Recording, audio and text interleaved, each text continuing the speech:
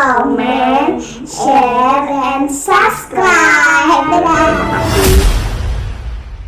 Melaksanakan sesuatu tapi kita sudah belajar, sudah tahu, bukan hanya asal saya dengar, saya lihat, saya bukan sebatas itu, tapi kita punya dasarnya.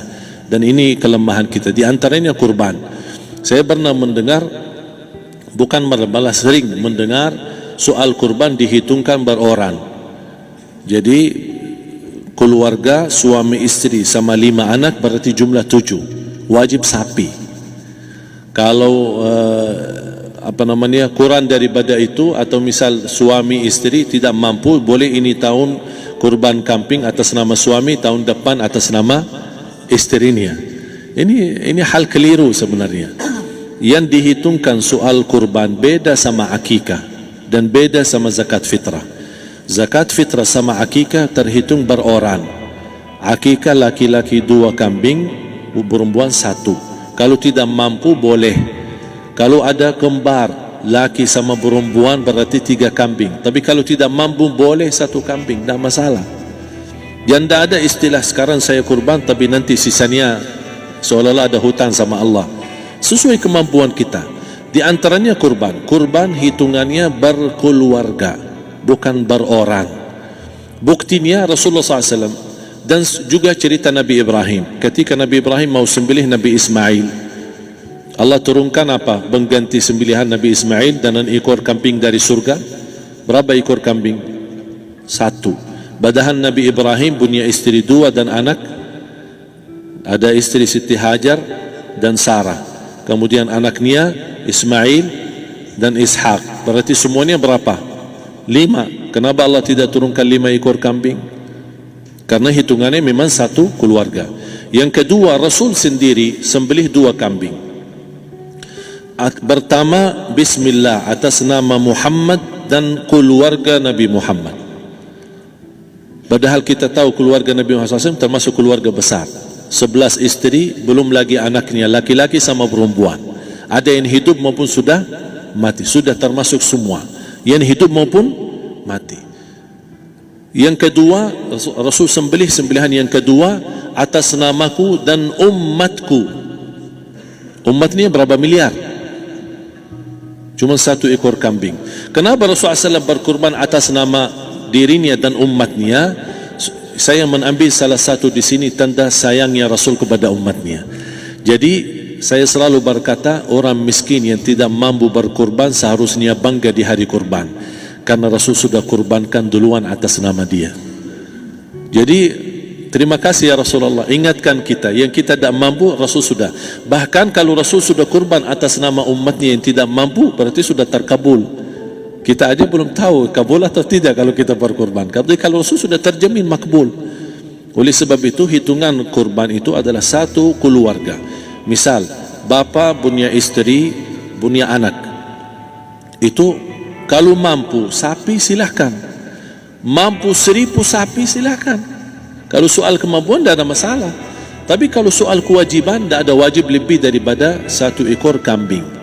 1 ekor kambing. Misal kalau bapa punya istri 4, misal cuman ini misal ya.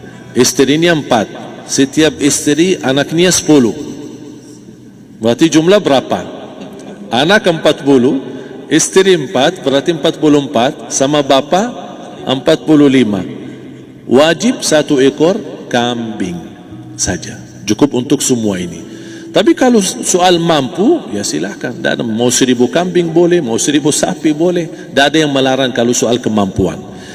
Dan kalau kita mau sembelih, Bismillah atas namaku dan keluarga. Tidak perlu bawa data-data nama keluarga. Jadi disebutkan tukang sembelihnya ada capek menunggu sambil sebutkan nama-nama. Tidak perlu. Udah Bismillah atas namaku dan keluarga. Termasuk kata atas namaku dan keluarga, termasuk orang tua yang sudah meninggal. Termasuk orang tua yang karena kita adalah hasil daripada orang tua. Itu sudah termasuk, tidak perlu kita sebutkan. Ada sebagian ulama membolehkan kalau kita mampu, mau khusus kambing atas nama orang tua, tidak masalah. Kalau kita mampu. Tapi kalau kita tidak mampu, itu sudah termasuk orang tua kita bersama keluarga besar kita.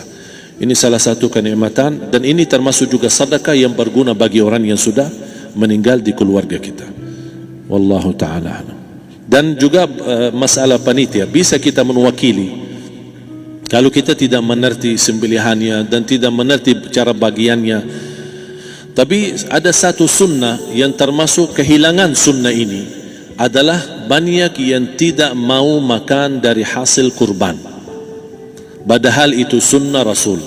Dari akikah boleh makan, dari kurban pun boleh makan. Bahkan sunnah SAW dibagi 3. Sepertiga pertama dihadiahkan. Maksudnya kata dihadiahkan kepada orang kaya. Misal tetangga saya tapi orang kaya, dia bukan miskin, tapi boleh saling hadiah. Karena inti daripada hadiah silaturrahim. Ada keluarga kita termasuk mampu, tapi saya kasih, ini alhamdulillah saya sembelih sapi. Barangkali dia tidak mampu, cuma sembelih kambing. Udah, kita dapat daging kambing, dia dapat daging sapi. Tapi dengan niat hadiah, bukan sedekah, karena dia bukan orang miskin yang menerima sedekah. Yang sepertiga yang kedua adalah sedekah. Sedekah itu termasuk orang miskin. Yang ketiga, kita makan sendiri. Bahkan Rasulullah SAW selepas Idul Adha, beda sama Idul Fitri. Sebelum Idul Fitri dia makan kurma, meyakinkan batalan puasa. Tapi kalau Idul Adha tidak makan dan minum sebelum salat, kenapa? Bukan berarti tidak boleh. Tapi Rasulullah SAW ingin pertama pembukaannya, buka sarapannya atau makan di pagi harinya selepas Idul Adha adalah dari hasil sembelihan kambing itu atau dari kurban. Jadi kita sebagian sedikit. Tapi kalau kita merasa alhamdulillah rezeki saya banyak di rumah, alhamdulillah banyak ada makanan, mau sedekahin semuanya, semua mau sedekahin, tidak masalah.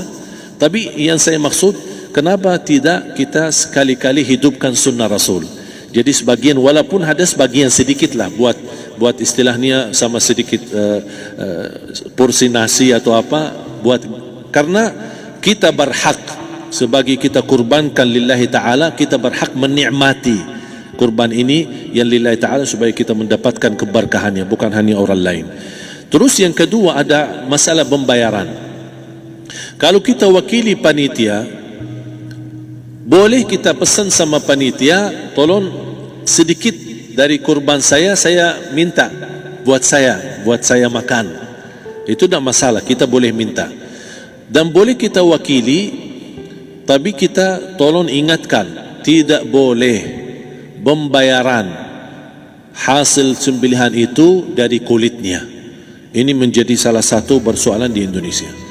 Banyak tukang sembelih datang, ketika kita tawarkan untuk sembelih ini, berapa pak? Oh tidak apa-apa, kasih aja kulitnya sama kepalanya. Jangan anda setuju, jangan anda terima. Oh maaf, saya tidak bisa. Bapak berapa ongkos sembelihannya? Kita harus sepakat dulu. Tidak, saya ikhlas, tidak apa-apa, seikhlasnya. Tapi yang penting kepalanya sama kulitnya. Itu aja yang saya minta, yang lain tidak apa-apa. Tidak boleh. Tidak boleh. Kenapa? Karena ini kurban. Kata kurban berarti lillahi ta'ala, bukan untuk jual beli. Kalau kita sudah bayar dari bagian kurban, berarti bukan lillahi ta'ala. Harus kita jaga amalan itu. Tapi bagaimana cara jalan keluarnya? Kita harus sepakat, ijab kabul. Sepakat dulu, Pak, saya udah begini, saya kasih untuk sembelihan 50.000. Bapak setuju? Ya udah setuju. Selesai kan? Sudah sembelih, sudah potong, sudah semua. Lepas ini semua kita kasih ongkos 50.000 ongkos sembelihannya.